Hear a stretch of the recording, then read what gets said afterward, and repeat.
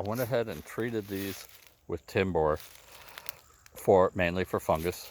And so you can see this chair already had some fungus to it. You can see the black on it. While this chair didn't, they were in two different places. So the humidity is enough to get those spores activated and going. And then they eventually penetrate the wood and start decomposing the cellulose in it. So what I did is, this had a stain on it, but it was so old and so dry that when I treated it with Timbor, it's a wettable powder mixed with water, 1 pound to a gallon, and it'll soak in. Now granted, everybody says it's only going to soak in like a 1/16 of an inch, but that's really all I needed. So afterwards, later on when I'm ready, I'll stain these, sand them down, then stain them again. So it may leave a powdery residue on the surface. Once I start sanding it though, that should take care of that. We'll see, right? And so, but this will protect it from fungus. I can store it wherever I want. I can leave them outside, doesn't matter.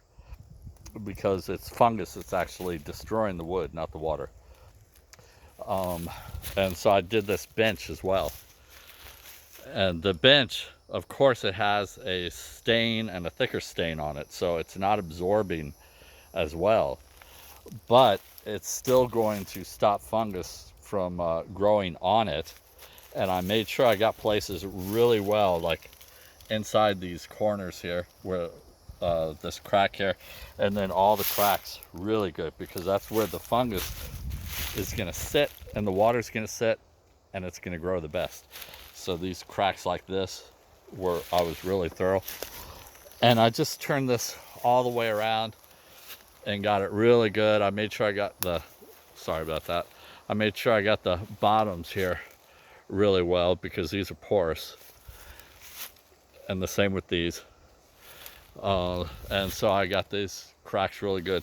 So when you're treating for fungus and for drywood termites, preventative, you want to hit those cracks really good, because the alates of drywood termites will find a crack like this, and that's how they're going to get into the wood.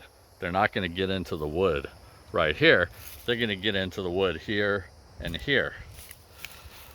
So the reproductives will. Also areas like this.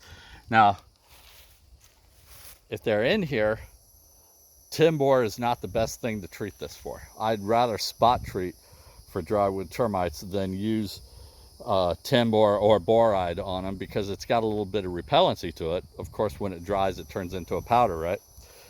And so that powder is repellent.